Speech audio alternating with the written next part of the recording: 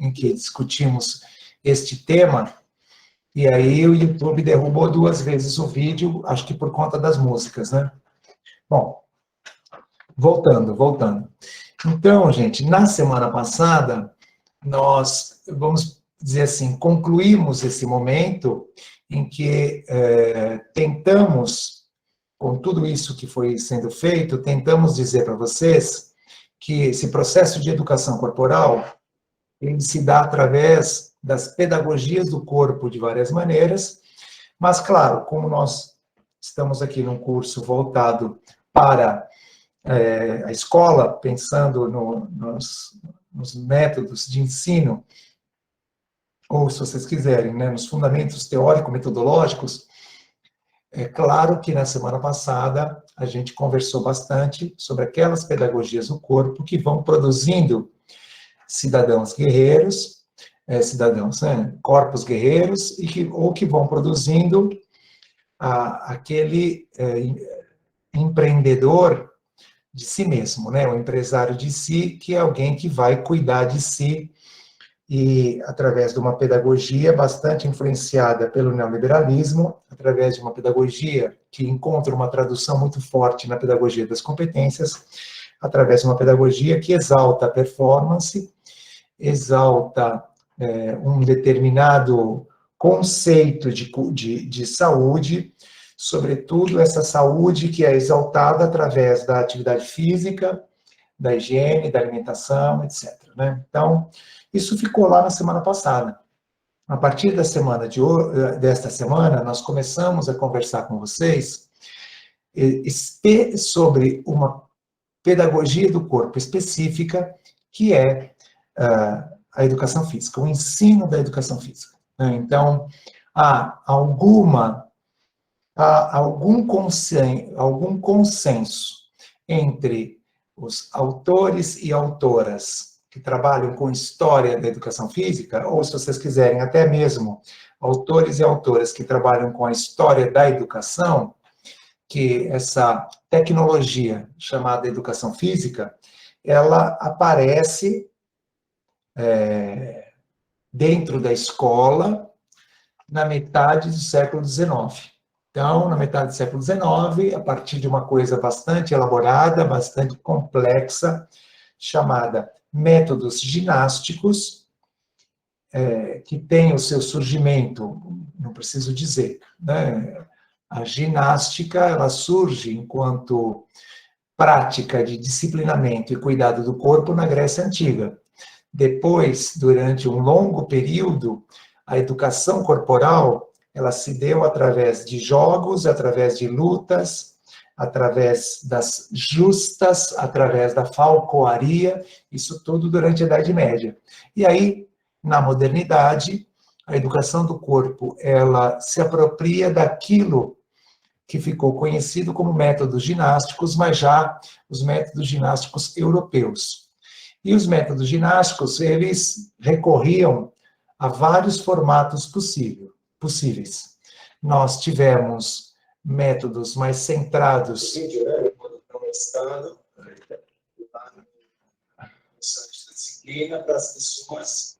Eu estava cortando o vídeo, tentando tirar as músicas, por isso que apareceu aí essa voz estranha.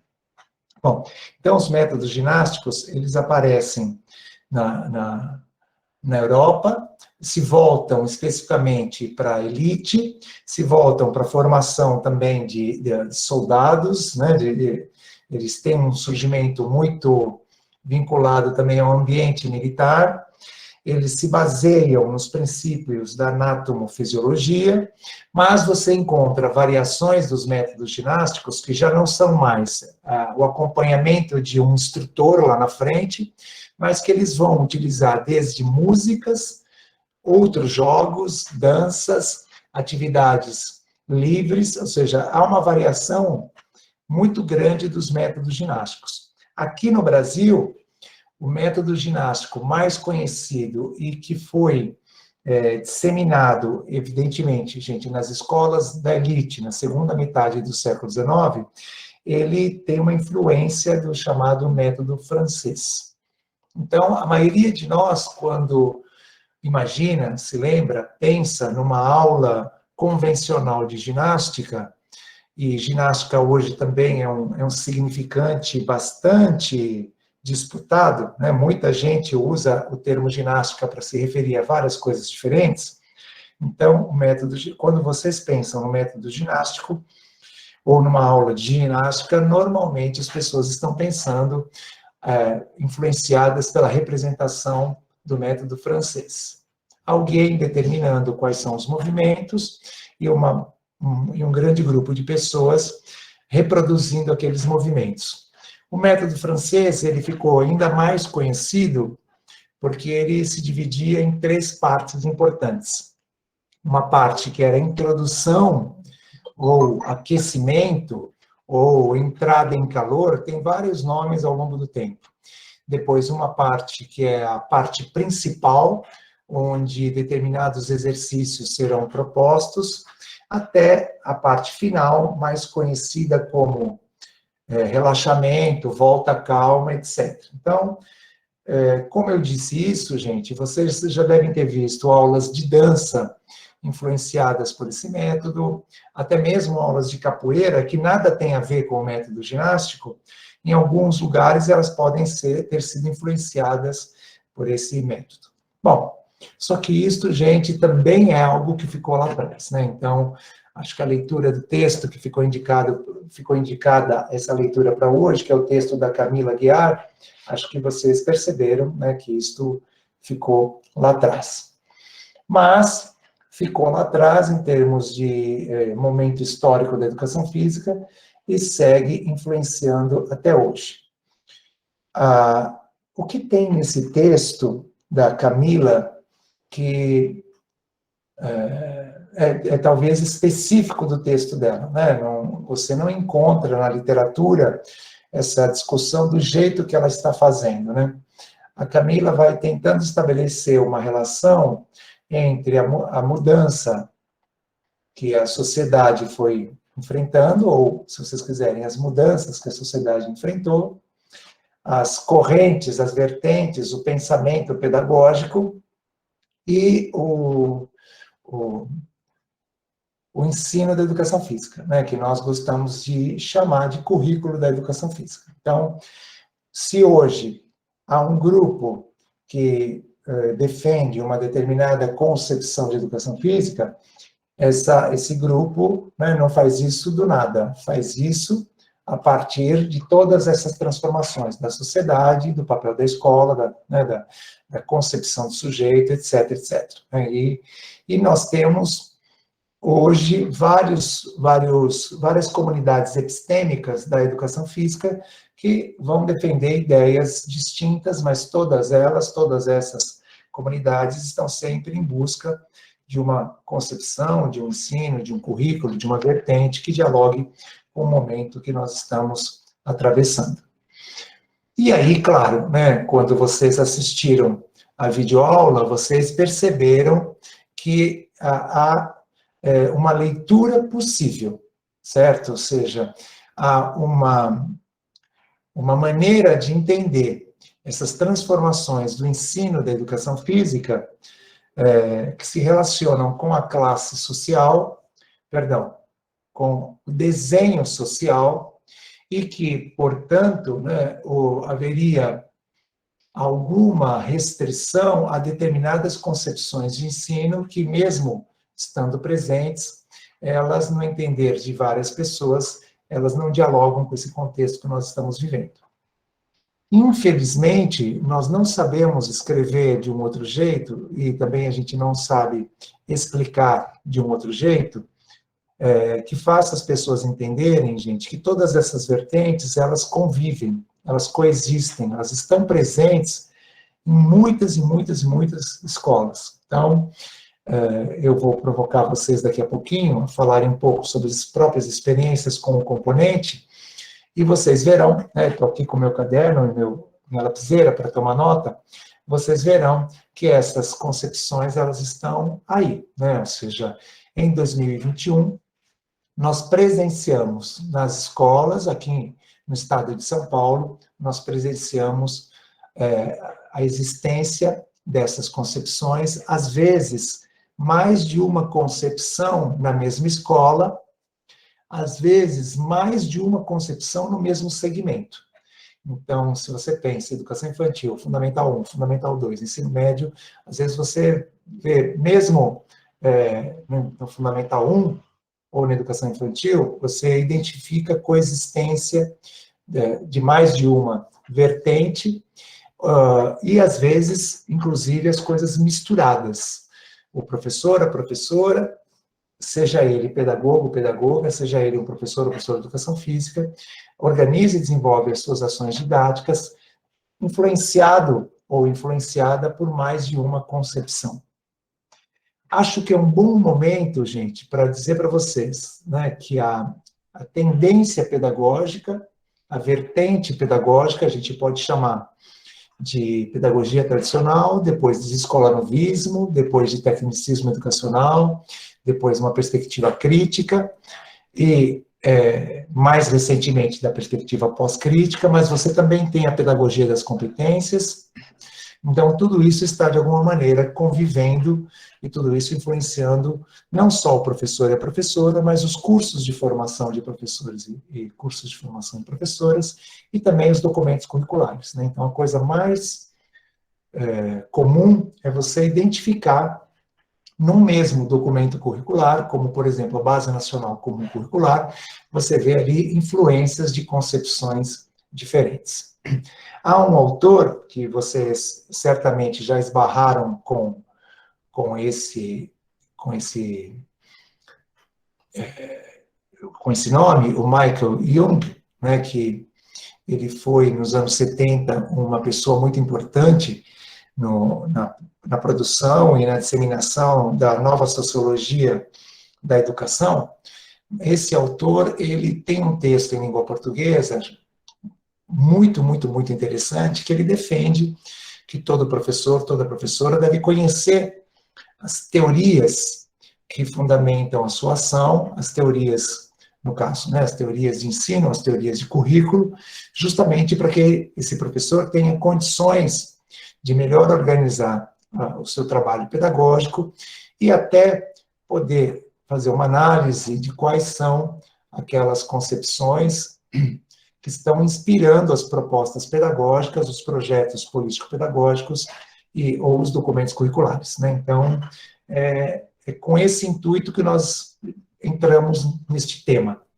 Nós temos a ideia já, né? Todos vocês já se apropriaram muito bem dessa ideia de que nós colocamos em ação, através do currículo escolar, determinadas pedagogias do corpo, e agora a gente precisa caminhar para um conhecimento mais profundo das pedagogias do corpo, no campo da educação física, claro, né, gente? E, principalmente, conhecer mais aquelas pedagogias do corpo, aqueles currículos da educação física que dialogam com a sociedade que nós temos, esta sociedade multicultural, esta sociedade globalizada, esta sociedade democrática, esta sociedade profundamente desigual, né? Então, se a gente quiser pensar numa sociedade um pouco mais justa, se a gente quiser pensar numa sociedade em que as pessoas possam se expressar e tenham suas formas de expressão e suas identidades corporais, diferenças reconhecidas, nós precisaríamos pensar numa outra maneira de desenvolver as pedagogias do corpo.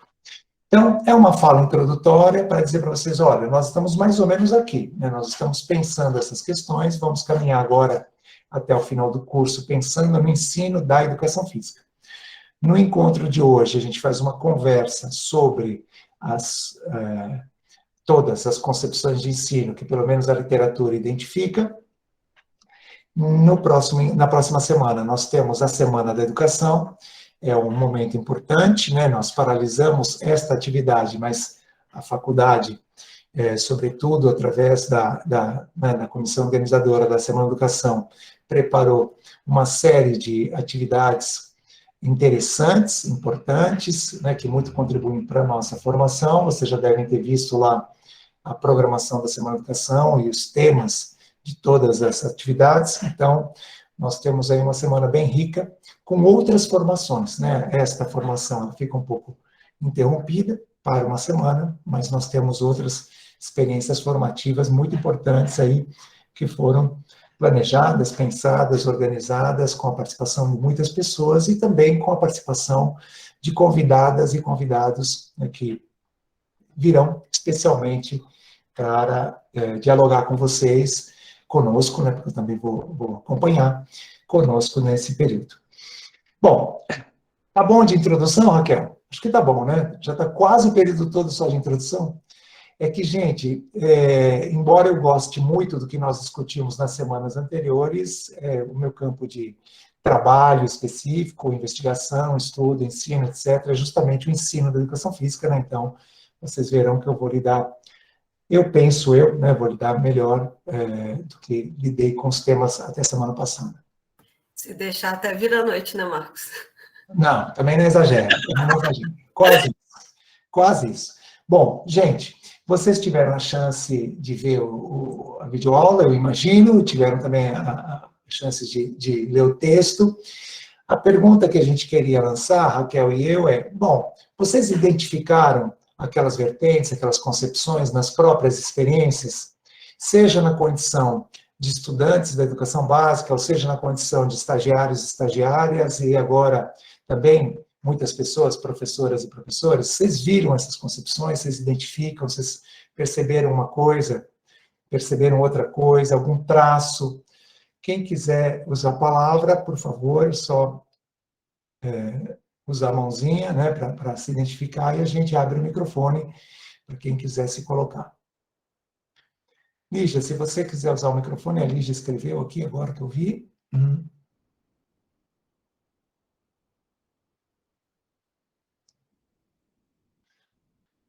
Lígia, acho que muitas pessoas podem fazer isso, né? Ou faz uma coisa, faz a outra, né? A Raíssa escreveu que conseguiu ler o outro texto, né? Que é um texto mais longo, que está nesse livro aqui. Esta é uma questão, é uma discussão bem legal, né, gente?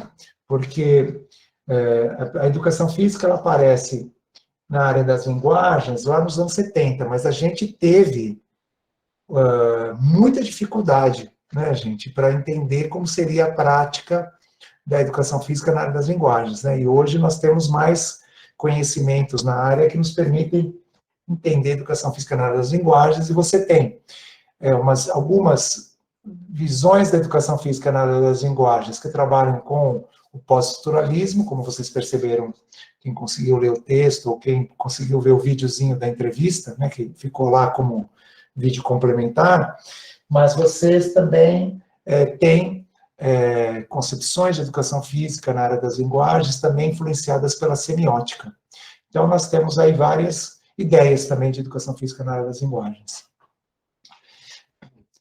Ninguém vai contar das próprias experiências? Quem gostaria? Como é que foi essa sua aula quando você era criança, ou agora que você vê na escola, que você trabalha, estagia?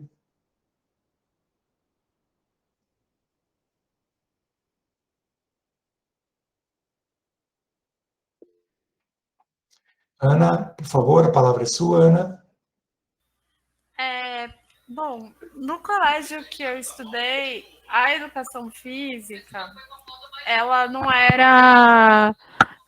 era totalmente assim a prática física. Tinha muita parte teórica de história do esporte, como surgiu aquele esporte, a origem, se foi na Idade Antiga, por exemplo, no caso do futebol, né, que todo mundo acha que surgiu na Inglaterra, mas há vestígios de esportes parecidos até na civilização maia. Enfim, era isso, assim, a gente tinha a prática esportiva, mas tinha o lado teórico, tinha que apresentar seminário, e isso fazia com que a disciplina ganhasse uma dimensão, assim, para a gente bem cultural, bem histórica, e é isso, assim, eu achava isso muito interessante.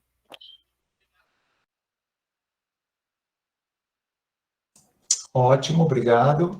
Eu tomei nota para fazer um comentário depois. Raíssa, a palavra é sua. Bom, eu fiz educação física na década de 80, né? Então, era muito jogar vôlei, que era o esporte da época, um pouquinho de handball, um pouquinho de basquete, e aquela história, né? Quem se destacava que jogava, o resto ficava assistindo. E, em compensação, agora, na minha prática de acompanhar a educação infantil, diferente, né? A gente, mesmo acompanhando via remota agora, a escola de aplicação, totalmente integrado com artes, e mesmo estando no remoto, a preocupação de fazer as crianças se movimentarem, de uma coisa lúdica, e trazer toda uma cultura junto com que em base, né, aquela vivência corporal é muito interessante.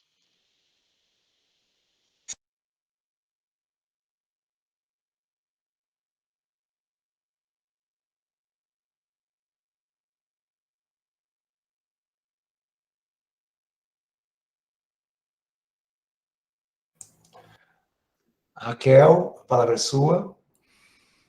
Boa noite.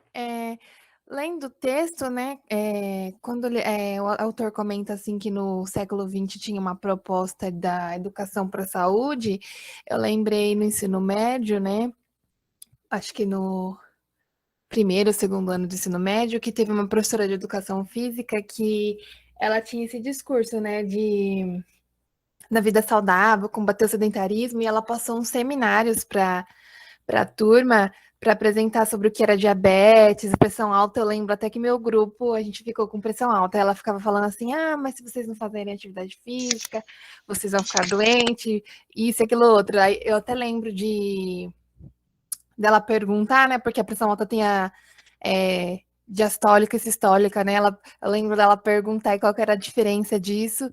Enfim, quando eu estava lendo o texto, eu lembrei desse momento, assim, da minha vida enquanto estudante aí e tenho aula de educação física.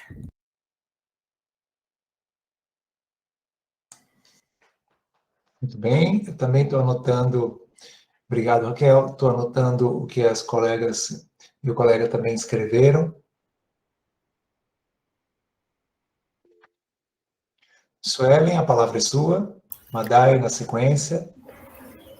Eu trabalhei por 5 anos em uma escola americana aqui em São Paulo, e aí é engraçado até pensar que, assim, atualmente grande parte das escolas tentam se modernizar com relação à educação física e trazer esse ar mais de movimento, mas essa escola que eu trabalhava, como é uma escola onde muitos alunos acabam indo estudar fora do país, é uma escola que era muito esportivista. Então, no ensino infantil, que é onde eu trabalhava, focava-se muito na questão da psicomotricidade ainda, e aí para ensino, inclusive Fundamental 1 também, e aí no Fundo 2, ensino médio, era extremamente focado nos esportes. E a justificativa da escola era porque esses alunos precisavam ser bons nesses esportes para eles poderem tentar uma bolsa de estudos, né, fora do país, sobretudo nos Estados Unidos, porque a escola era americana. Então, na minha cabeça, e como eu fiquei 5 anos ali, né, existe esse contraste muito grande entre ver o que a gente estuda aqui na USP, né, o que a gente vê como educação física como corpo, movimento, e em contraste com a minha vivência ali, trabalhando nessa escola. Obrigado, Suelen. Madai, a palavra é sua. Boa noite, gente. Eu observei uma coisa muito interessante na minha época de escola, que vai mais ou menos da quinta série até o médio. Eu lembro que na quinta, sexta, sétima série, eu tive um ensino de educação física que era bastante voltado para os esportes. Principalmente na quinta série, sexta série, era muito como é esse esporte, quais são as regras, como surgiu, sabe? Era bem voltado assim para essa prática do esporte. Lembro até de uma professora fazer avaliação com a gente, por exemplo, se a gente conseguia bater a bola do handball, e o handball sempre foi uma tortura para mim, porque eu tenho a mão muito pequena e mesmo a menor bola deles eu nunca conseguia pegar na bola, sabe? E aí isso dificultava muito eu pegar na bola, jogar, bater ela, e aí eu lembro até que a professora estava fazendo avaliação disso, sabe, de se você consegue segurar bem a bola ou não. E nos últimos anos eu percebi que foi meio que mudando. Ainda tinha, né, o esporte, principalmente basquete, futebol, handebol, vôlei, só que depois de um tempo eu percebi que outras coisas foram sendo implementadas. Então, a gente já podia partir, por exemplo, para o ping-pong, né, tênis de mesa, a gente jogava às vezes badminton, então a gente ia explorando esses materiais e esses diferentes esportes, por mais que a gente não tenha tido uma introdução tão forte assim neles, mas era muito mais de experimentação. E nos últimos anos mesmo começou a ficar mais voltado para dança, para as questões folclóricas, né? Dança de rua, as danças mais, a gente ficou mais livre para fazer, até para dançar funk, esses passinhos que o pessoal gostava bastante. E aí eu percebo que teve essa trajetória, assim, na minha vivência. Obrigado, Madai. Júlia, a palavra é sua. Bom, eu tive experiências bastante variadas, assim. Na educação infantil era mais um negócio, assim, de movimento mesmo, uma coisa bem livre. No fundamental, era meio contraditório, porque quando a gente estava jogando queimada, assim, era uma coisa mais livre, mas quando a gente estava fazendo algum esporte, tipo, teve um semestre que a gente estava trabalhando vôlei. Ali, o professor era extremamente esportivista. Nunca tinha sido enquanto a gente jogava queimada, ou sei lá, polícia e ladrão, essas coisas que às vezes dão em aula de educação física para criança, mas quando mudou para o vôlei, ele era extremamente esportivista. No Fundamental 2, a experiência também foi um tanto contraditória, porque não tinha mais esse negócio esportivista.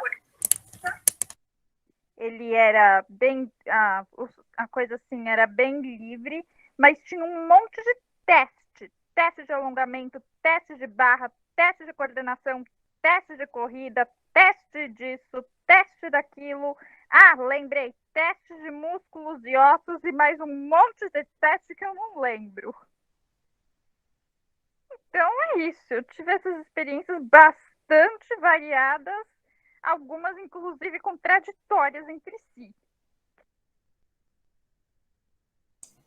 Obrigado, Júlia.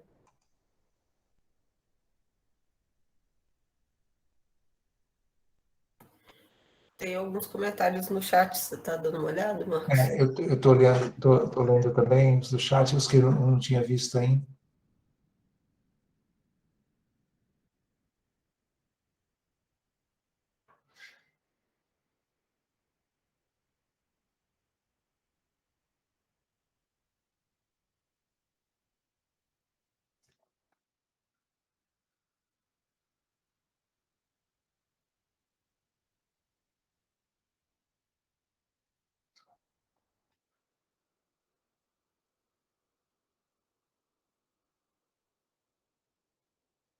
Então, eu estou percebendo que as pessoas que estão se colocando ou por escrito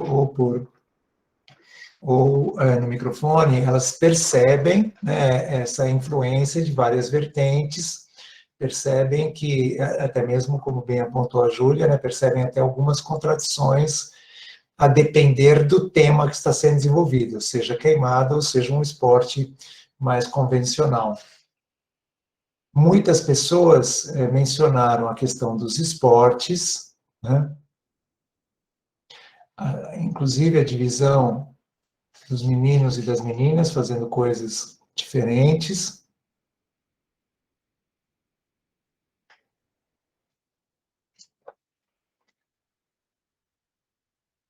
E nós temos concepções como essa que a Fabiana acabou de relatar, com as próprias crianças criando as brincadeiras, né?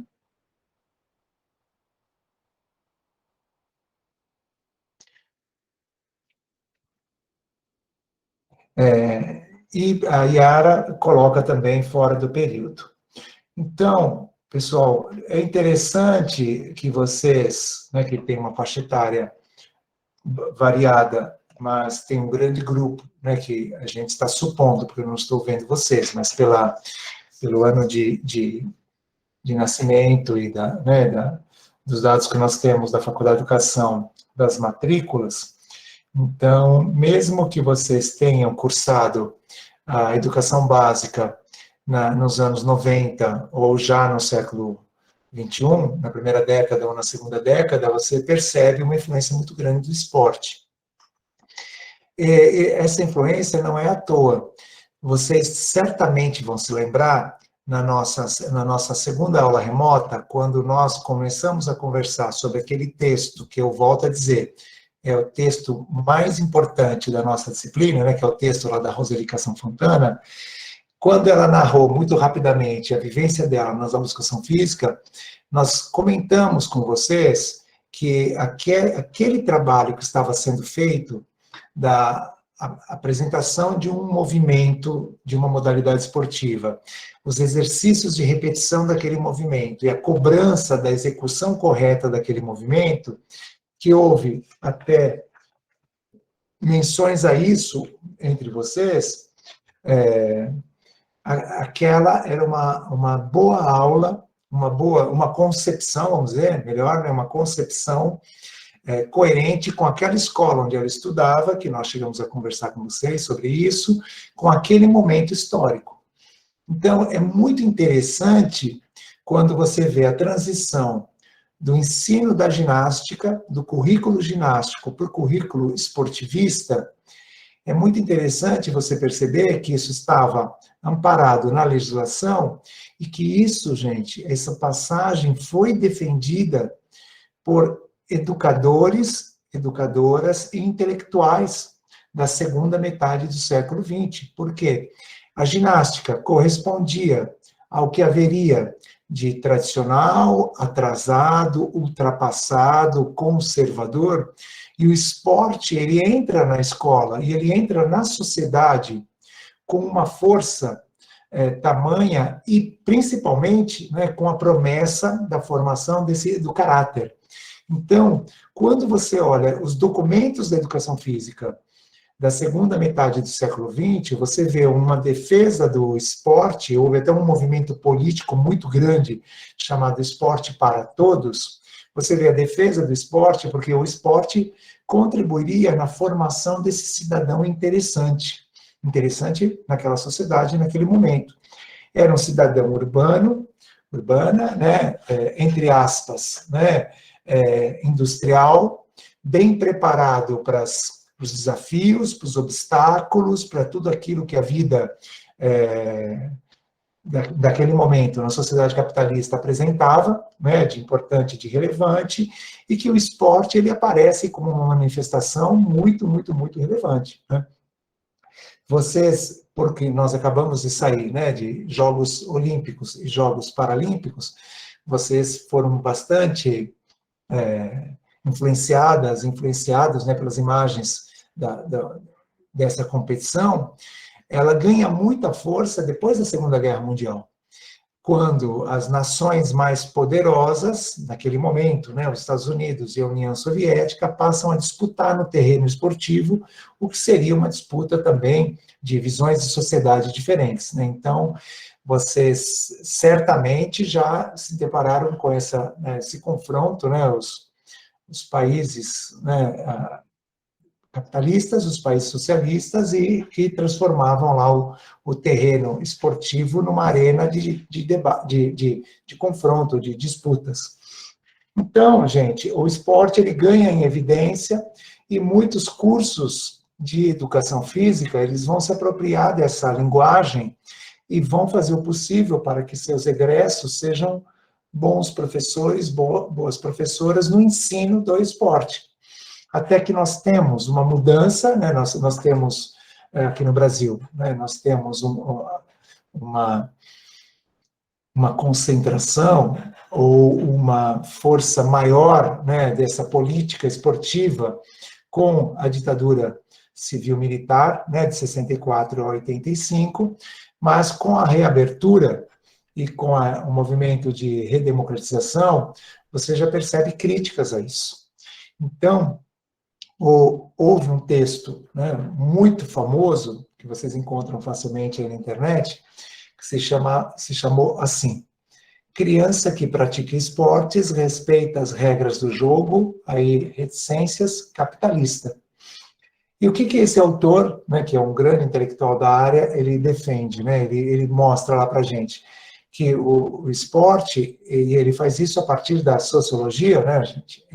O esporte, ele é disseminado na sociedade, nos meios de comunicação, nas universidades, nas empresas, né, com os grêmios esportivos nas empresas, com as atléticas nas universidades, né, ou seja, ele é disseminado na sociedade porque ele condiz com a formação daquele cidadão projetado pela sociedade capitalista.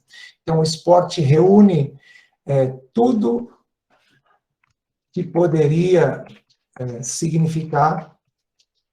O nome do autor é esse, é Walter Brast, e o nome do texto, é um artigo de uma revista, se chama Criança que pratica esportes respeita as regras do jogo capitalista. Então, o esporte vai reunir o quê, gente? A competição, a disputa, entre aspas, né? A igualdade de condições, a meritocracia, a exaltação do desempenho, etc. O esporte hoje não é mais assim, né, gente? Então, o esporte hoje, o fenômeno esporte na sociedade, ele tem mais a ver hoje com o consumo, ele tem mais a ver hoje com a produção do herói, ele tem mais a ver hoje com uma série de outras de valores que naquele momento, aqui no Brasil, nos anos 60, nos anos 70, nos anos 80, não estavam muito presentes. Foi muito interessante quando a colega menciona que essa escola que faz o currículo estadunidense, ela visa também formar, né, jovens que vão entrar no ensino superior, ou às vezes no ensino médio, né, na high school lá nos Estados Unidos, e vocês já viram muitos e muitos filmes que o conflito do filme são os atletas, né, da escola contra, ou não é tão assim explícito, né, mas aparecem esses conflitos dos atletas da escola, que tem tudo, né, contra os que não são atletas, né, e que acabam sempre, né, ficando para escanteio, acabam sempre levando a pior. Como nos Estados Unidos, o sistema escolar ele convive com o sistema esportivo. Aqui no Brasil não existe ligação entre os dois, mas lá nos Estados Unidos eles são juntos, né, em alguns casos, então isso é bem mais alimentado. E é importante que vocês se lembrem das aulas de POEB, quando o Brasil ele faz aqueles acordos internacionais com os Estados Unidos, o acordo com os Estados Unidos, o MEC-USAID, e como nós aqui incorporamos o tecnicismo educacional, e nós incorporamos obrigado, Raquel. Nós incorporamos o tecnicismo educacional, incorporamos também o modo de desenvolver as aulas de educação física. Bom, mas vocês também narraram, né, gente, várias pessoas narraram a questão de aulas teóricas, né, sejam aquelas que falam mais dos esportes, explicando melhor, né, trabalhando com a história, trabalhando com as regras, trabalhando com os sentidos que o esporte pode ter, ou também as aulas que explicavam as questões relacionadas à saúde. Então, você já vê aqui mais de uma concepção.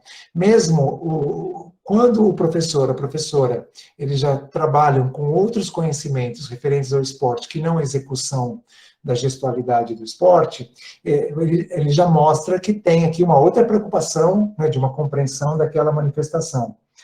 Acho que é interessante, né, que as colegas agora, não lembro se ou escreveram ou mencionaram, a organização de eventos na escola, eventos competitivos na escola, isso aparece em várias escolas, e podem ser momentos muito legais, né, como as pessoas também colocaram, né, ou seja, pode, gente, fazer um campeonato, né, no melhor sentido do termo, né, gente, uma competição, que todas as crianças participem, todas as crianças do 5º ano vão fazer uma competição de queimada e vão jogar umas contra as outras, também pode ser uma experiência interessante.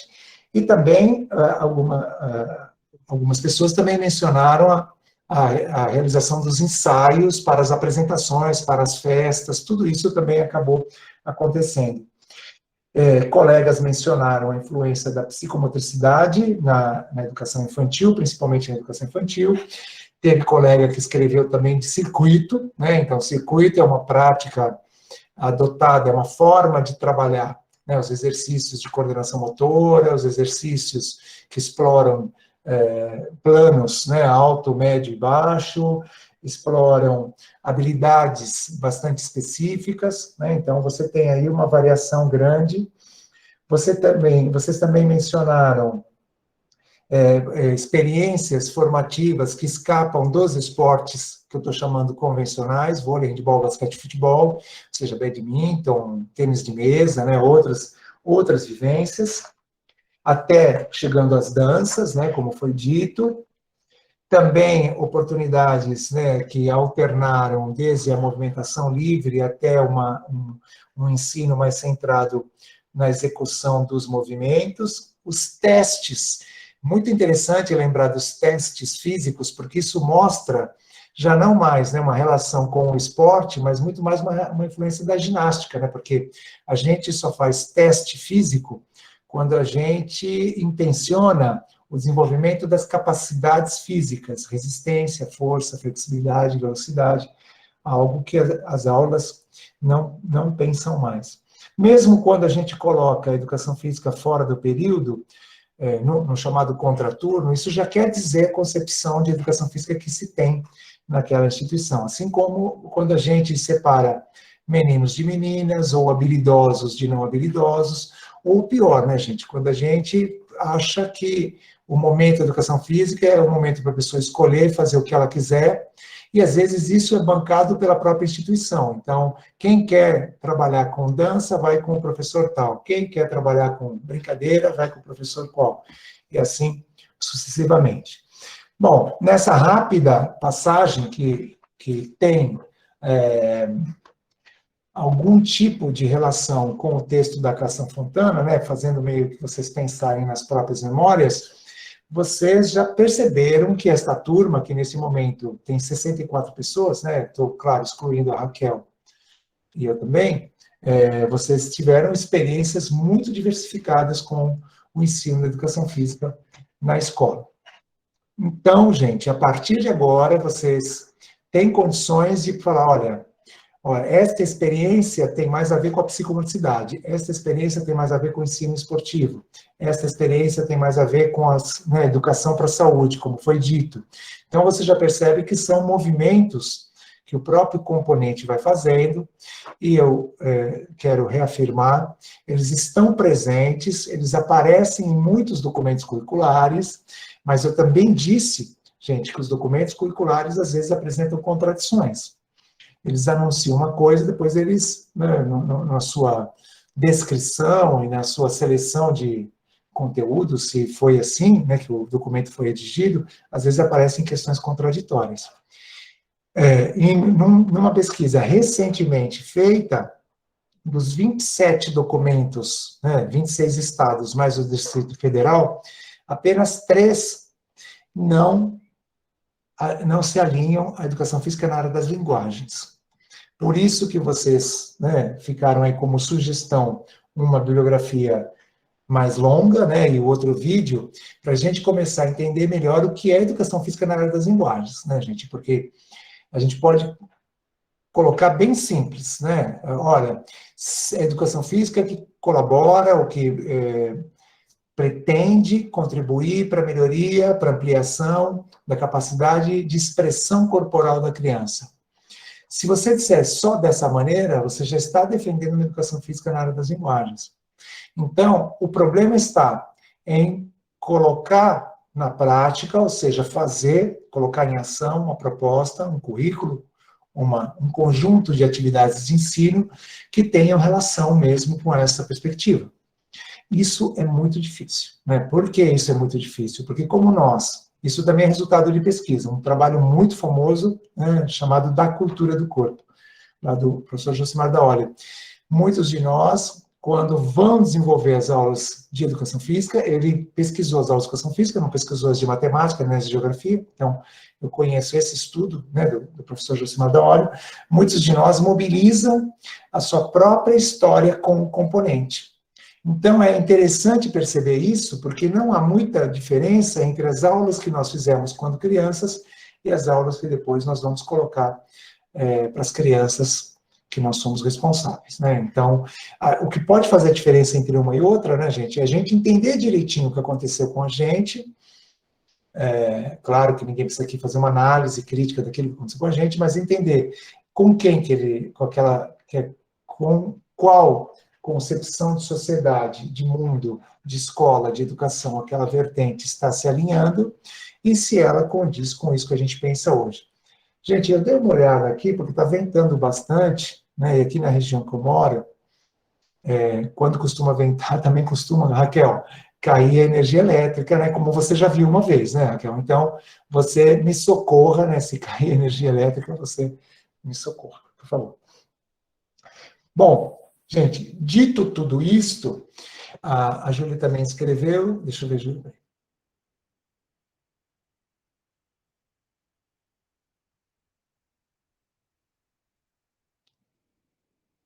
Então, é muito interessante, gente, esse movimento que o próprio componente foi vivendo, de abrir espaço para outras práticas, né, como o flag, como o futebol americano, e modalidades adaptadas, né? Então, acho que vocês se lembram, né, que a coisa de 10 anos atrás, 15 anos atrás, o rugby, aqui em São Paulo, e em um certo tipo de escola, né, teve muita presença, então, de repente, as escolas começaram também a trabalhar com isso, ou se vocês quiserem, gente, jogos cooperativos, né, um pouquinho mais para trás, ou se vocês quiserem, algumas escolas, claro, escolas com mais recursos, né, também adquiriram materiais que permitiam fazer um outro tipo de atividade. Então, essas influências, elas estão presentes nos currículos, nas escolas, na educação física, óbvio, né, não vai ser diferente. Bom, dito tudo isto, Ana Cláudia levantou a mão. Ana, a palavra é sua. Oi, boa noite. Não, eu só estava pensando que na minha escola, a escola que eu estudei, né, e deve ser muito comum por aí, as práticas corporais que são mais ligadas à linguagem, como dança, capoeira, elas sempre eram oferecidas como uma atividade extra que tinha que ser paga, né? Então, eu estudei numa escola particular, então eu leio como a transformação em um produto mesmo, que essa família teria que adquirir, né, pagar, para poder fazer. Então, tinha jazz, que era uma dança, e judô, capoeira, acho que era mais lutas marciais, assim, e eu lembro que eu gostava de dançar, mas minha mãe não queria investir numa aula extra para isso, então eu não podia dançar, porque a escola era só esporte mesmo. Então, é uma observação que deve acontecer em muitas outras escolas, imagino eu. Tem razão, Ana. Isso é bem comum, é oferecido fora do período, né? Esse tipo de atividade é oferecido, às vezes, fora do período, e mesmo, às vezes, quando um determinado segmento defende o ensino de educação, a educação de tempo integral, também, às vezes, o contraturno, ou seja, divide em duas partes, né? O que seria a formação acadêmica num momento e a formação esportiva ou artística num outro momento. Então, é bem comum. Não sei se vocês perceberam, gente, mas uma colega fez um comentário aqui no chat muito interessante, porque escapou um pouco dos demais, que foi, ela mencionou que num outro curso de graduação que ela fez, ela teve aulas de educação física. Eu achei interessante, porque me dá a oportunidade de dizer para vocês que eu fiz o curso de pedagogia antes da LDB de 96, né? Aí, viu, Raquel, nessa hora as pessoas devem estar pensando, nossa, né? E aí, antes da LDB de 96, gente, todos os cursos superiores da USP, você era obrigado, você tinha que fazer pelo menos um semestre de alguma atividade física no CPUSP. Então, era engraçado, né? Porque sempre havia já é concorrido, mas naquela época era ainda mais concorrido, porque os estudantes da graduação, da engenharia, da matemática, da física, da filosofia, da história, da pedagogia, tinham que fazer um semestre de educação física. Porque antes da LDB de 96, vocês sabem que a LDB 4024 de 61, ela obrigava o ensino de educação física em todas as etapas, né? E naquela época, no primeiro grau, no segundo grau e no terceiro grau. Ora, tem a ver com o tipo de pessoa que se queria formar. E as aulas, gente, que eram oferecidas para os universitários eram as mesmas que eram oferecidas para o que hoje a gente faz, né? Faz a inscrição e participa das aulas de ginástica, faz a inscrição e participa do treino de basquete. E a colega, ela escreveu que as aulas eram aos sábados, né? Então acabava ficando fora do período e as pessoas se inscreviam e cursavam. Olha, ela escreveu. Bom, agora eu não estou mais localizando, mas ela fez jornalismo e ela fez a disciplina de educação física no ensino superior. Interessante, né, para a gente pensar qual era o formato que se pretendia naquele momento. Bom, acho que nós já temos uma visão bem interessante, né, gente, a partir das próprias experiências, mas nós vamos agora aprofundar um pouco mais. Quem ficou lá navegando no site da disciplina deve ter percebido que a gente propôs uma atividade que são 7 vídeos. E cada um desses vídeos, gente, nós escolhemos esses vídeos porque, no nosso entender, esses vídeos, eles representam muito bem, no nosso entender, representam muito bem essas concepções de educação física. E nós vamos fazer assim, a nossa atividade hoje vai ser da seguinte maneira. A gente vai colocar os vídeos, né, eles estão no YouTube, então eu vou usar aquele e-mail que a Raquel me ensinou, tá? Colocar o vídeo, a gente assiste um pouquinho, e eu vou pedir para vocês anotarem aí. Né? Vocês anotam lá no pedaço de papel ou no computador, né, a qual concepção que vocês pensam que esse vídeo corresponde. A, B, C, D, ou 1, 2, 3, 4, 5, até o final, e aí a gente conversa sobre as características de cada uma dessas concepções. Na semana que vem, a gente vai discutir como essas concepções projetam a formação de pessoas, ou seja, cada concepção dessa, que tipo de pessoa, que tipo de identidade ela quer formar. Entendemos, gente? Então, a gente solta o vídeo um pouquinho, vocês identificam os traços de cada uma das concepções, anotam e depois a gente pede para vocês escreverem lá no final, a gente pede para vocês escreverem aí no chat e a gente volta e conversa sobre as concepções. Tá bom? Bom, gente, então acho que vocês puderam ter uma boa visão no nosso entender, tá, gente? No nosso entender, bons vídeos que representam os vários movimentos do componente, né? As várias propostas do componente. E aí, só para a gente conversar sobre isso, eu vou pedir para vocês escreverem aí, né, muito rapidamente, como é que vocês classificam o primeiro vídeo, aquele que mostra as crianças andando, segurando objetos.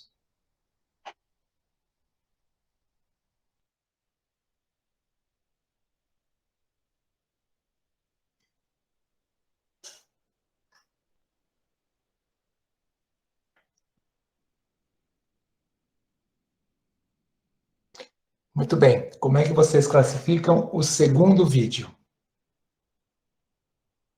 Depois eu volto lá, Giovana. Tá? Segundo vídeo.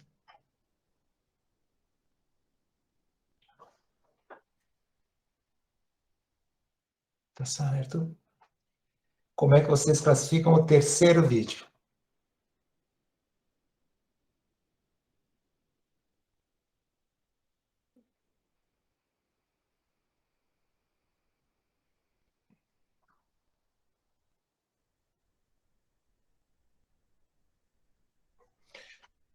Quarto vídeo, desafio da garrafa.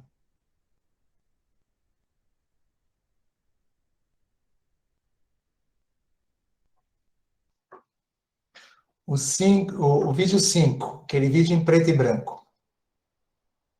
Beleza. O sexto vídeo, crianças bem pequenas equilibrando.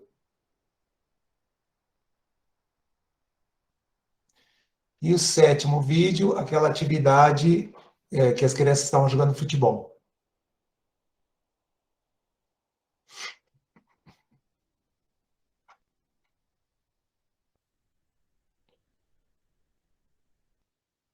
Certo. Sabe o que eu estou pensando, Raquel? A pessoa está escrevendo e começa a subir um monte de coisa, assim, a pessoa fica preocupada, não consegue, né? Deve ter acontecido isso. Gente, muito Eu percebi isso mesmo, que saiu, ai meu Deus. um monte, né? Vai um monte, e aí a pessoa está escrevendo, aí vê outras coisas, nossa, ela se confunde. Gente, então, acho que uma questão que vocês têm, que é razoável, né? Afinal de contas, desenvolvimentista ou psicomotor? Psicomotor ou desenvolvimentista? Psicomotor foi uma grande contribuição, né, da Universidade Francesa, quando eles vão apresentar uma proposta usando os movimentos, mas que contribuía para o desenvolvimento cognitivo, afetivo, cognitivo, afetivo, social e psicomotor. Esta preocupação com a coordenação motora, essa preocupação com o esquema corporal, essa preocupação com a lateralidade, tudo isso, gente, tem a ver com a psicomotricidade, também chamada de método psicocinético, também chamada, isso, Juliana, também chamada de educação pelo movimento. Aquele vídeo das crianças pequenininhas equilibrando, ele é um bom exemplo de uma perspectiva desenvolvimentista. Na maioria das escolas de natação, o que eles desenvolvem é uma perspectiva desenvolvimentista, nas escolas de natação, porque o objetivo da perspectiva desenvolvimentista é possibilitar experiências formativas que levem as crianças da etapa inicial das habilidades motoras até a etapa mais madura das habilidades motoras. Então, por exemplo, quando nós ensinamos uma criança a amarrar o tênis, amarrar o cadarço, nós estamos trabalhando na perspectiva desenvolvimentista, né? Ou seja, a gente explica, ela refaz. Então, a perspectiva desenvolvimentista, uma aula de natação, gente, uma aula de natação com o objetivo de ensinar a nadar, ela também é uma perspectiva desenvolvimentista. Então, o vídeo 1, psicomotor, o vídeo 6, desenvolvimentista. Sharon, a palavra é sua. Professor, então o primeiro vídeo como psicomotor ou como desenvolvimentista, é isso? Não, o primeiro vídeo é psicomotor, Ah, tá. porque a criança faz várias atividades, ela vai equilibrando, né, naquele cone, vai equilibrando objetos, e são atividades que elas não apresentam um grau de dificuldade na própria habilidade motora. Por que o vídeo lá das crianças equilibrando ele é muito bom, gente? Porque mostra as crianças equilibrando numa corda que fica no chão, as crianças equilibrando num espaguete, as crianças equilibrando numa plataforma elevada, se deslocando na plataforma elevada, né, com passagens laterais, lateralmente. Então, a professora, ela foi colocando desafios cada vez mais elaborados, com o objetivo de aprimorar essa habilidade motora de equilíbrio. Numa perspectiva desenvolvimentista, você organiza os trabalhos ou nas habilidades motoras de equilíbrio, ou nas habilidades motoras de deslocamento, ou nas habilidades motoras de manipulação. Então, muitas vezes, vocês, não tem problema vocês confundirem essas coisas, né? Muitas vezes elas se confundem. Mas, quando a gente trabalha, eu sei que normalmente as pessoas chamam circuito, né, aquilo, que a criança vai de um lugar, aí vai para outro lugar, vai para outro lugar. Mas da maneira como foi montado, não era bem um circuito, era um percurso mesmo. As crianças tinham um rolamento, aí depois elas pulavam, aí depois elas pegavam um objeto, levavam para outro lugar. Na verdade, esse trabalho tem muito mais a ver com a atenção e com a concentração da criança, menos a ver com as habilidades motoras. Então, através das habilidades motoras, por exemplo, quando a gente brinca de amarelinha, e aí a gente pede que as crianças somem os números que elas estão pulando. Quando a gente está lá batendo corda e a gente fala, olha, 5 mais 5, as crianças têm que entrar, pular 10 e sair. Ou quando a gente faz a famosa bingo humano, as crianças estão correndo, a música está tocando, aí você para a música e grita 5, aí elas têm que correr, fazer grupos de 5, agachar e gritar bingo. Solta a música de novo, 3, 6, 7. Gostou, né, Raquel? Gostou, né? Eu vi a sua cara, Raquel. Estou provocando, Raquel. Gente, então, desenvolvimentista psicomotor. O segundo vídeo, acho que ficou muito visível, né? E a gente escolheu esse vídeo bem de propósito, tanto o vídeo 2 como o vídeo 3, porque vocês viram que não são professores ou professoras de educação física desenvolvendo o trabalho. Então, alguém do campo da saúde, um agente da saúde, fazendo um trabalho voltado para a saúde, né? Ou seja, que as crianças, com aquela narrativa, né, da atividade para a saúde, da importância da atividade para a saúde, então, automassagem para a professora, e o deslocamento articular, né, a mobilidade articular para as crianças. Depois, o vídeo 3, né, vocês todas marcaram, né, o esporte, e bem o discurso do esporte. Quando os jovens são entrevistados, né, eles vão falando, não, porque isso é bom, porque eu não estava... né, me meti em confusão, e aí eu comecei a fazer o esporte, aí eu, né, fiquei mais consciente, estou mais atento, também aquela questão de adotar isso como meio de vida, né, como profissão, então isso também apareceu. O desafio da garrafa, eu vi que algumas pessoas também subiram lá crítico, então, Ana Cláudia, equilibrando as bolas no cone é o psicomotor, tá? O desafio da garrafa, gente, é uma perspectiva cultural. Observe que, na verdade, o trabalho que o professor fez foi para que as crianças conseguissem compreender aquela prática corporal chamada desafio da garrafa, e da maneira como ela acontece na sociedade, através, né, circulando aí através das redes sociais, da internet, e às vezes você vê professores... professoras, você viu como ele explicou lá, né? Ele fez um mapeamento, ele percebeu aquilo acontecendo na escola, ele transforma aquela brincadeira em tema e desenvolve várias atividades que permitam às crianças entenderem o que está acontecendo. E eu acho que aquela atividade final, que nós pudemos ver no vídeo, ela é genial. As crianças gravam, né, gente?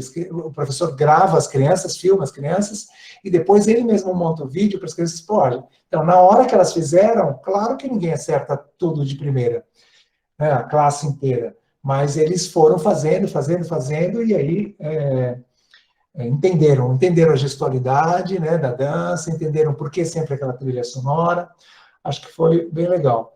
O quinto vídeo é o vídeo do currículo ginástico. Gente, é uma relíquia aquele vídeo, né? Aquele vídeo, a gente pegou aquele vídeo no site do Grupo Proteoria, da Universidade Federal do Espírito Santo, que há um grupo de pesquisas, e que esse grupo ele é o grupo mais respeitado no Brasil, que estuda o movimento ginástico.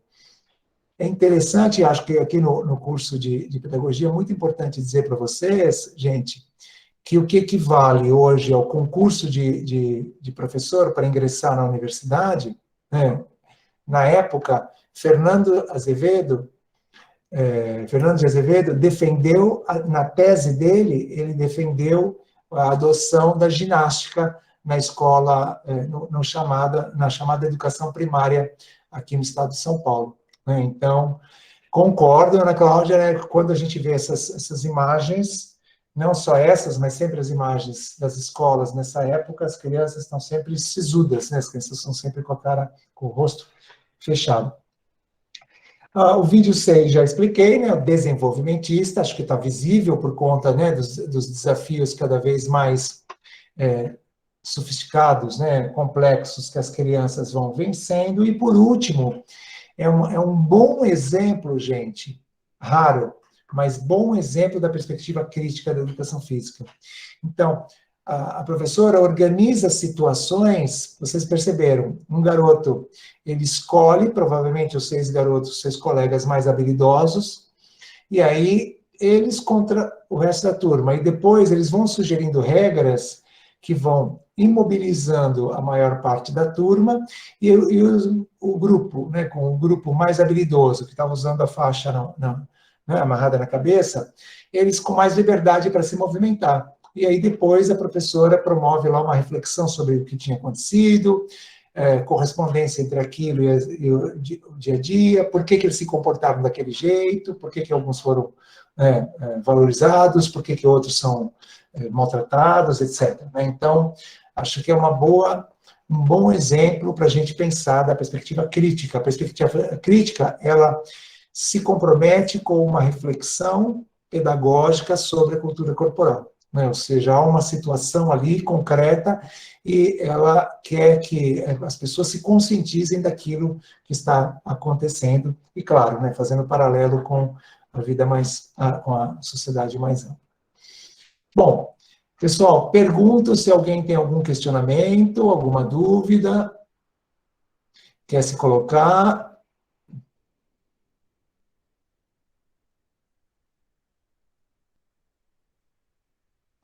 Então, Giovana, desenvolvimentista apresenta, então, esses graus de dificuldade, e isso abrangendo da etapa inicial das habilidades motoras à etapa mais madura. Enquanto o psicomotor não tem esse aspecto, mas traz outros aspectos, como atenção, concentração, ordenação, seriação, trabalho em grupo, respeito a si, respeito ao outro. Então, nesse contexto, sobre o currículo psicomotor, pensei naquela brincadeira de alerta. Exato, alerta, né? Aí dá 3 passos e queima, ou elefantinho colorido, né? Que cor? E aí as crianças, ou, gente, simples, coelhinho sai da toca, ou você está com os bambolês, joga os bambolês no espaço, e aí vai tirando os bambolês, as crianças têm que fazer, quando você tem mais criança que bambolê, as crianças têm que ficar de dupla, de trio, agora só pode bambolê que começa, cuja cor começa com a letra A, as crianças vão para o amarelo, vão para o azul. Há uma preocupação com o desenvolvimento do domínio cognitivo ou afetivo social na perspectiva psicomotora. Dança das cadeiras, ou seja, todas essas situações que nós fomos colocando na educação física, ou também nas atividades que muitas colegas tinham escrito antes, que eu tinha observado, corpo e movimento, estas são, gente, aquela atividade que muitas pessoas aqui já fizeram. Se eu estou dando esses exemplos, gente, pode acreditar, eu fiz todos os exemplos que eu estou usando. As crianças deitam no chão, estão em duplas, uma criança risca com giz, ou risca com giz de cera, o desenho no papel craft, o contorno do corpo. Esse é um trabalho de esquema corporal. Fazer a aula com bexiga e cabecear a bexiga no ombro, no cotovelo, na coxa, no joelho, na mão, a bexiga de um para o outro, etc. Ou seja, esse é um trabalho também de esquema corporal. E para fechar a noite, também, Joaquim Pô também, para fechar a noite, a famosa cabeça, ombro, perna e pé, perna e pé. Então, essa música, seguida dos movimentos, também é uma música para ensinar esquema corporal. Esquema corporal é uma das funções psicomotoras que a gente trabalha quando trabalha com as crianças pequenas, na perspectiva psicomotora. Bom, Raquel, o que você achou de 150 anos de educação física em 1 hora? Você não ia falar diferente. Gente... Quando eu crescer, eu quero ser assim. Você é muito melhor. 150 anos em 1 hora, tudo bem? Ou seja, mais ou menos é isso que a educação física ofereceu, é isso que vocês têm, de bastante presente nas aulas de educação física. Bom, acho que a gente encerra por aqui. Que todas as pessoas fiquem bem. Boa noite. Nos vemos na outra semana, porque nós teremos a Semana da Educação. Aproveitem bastante a Semana da Educação com as atividades que estão propostas. Até lá. Fiquem bem. Se cuidem, hein, pessoal. Boa noite. Por favor.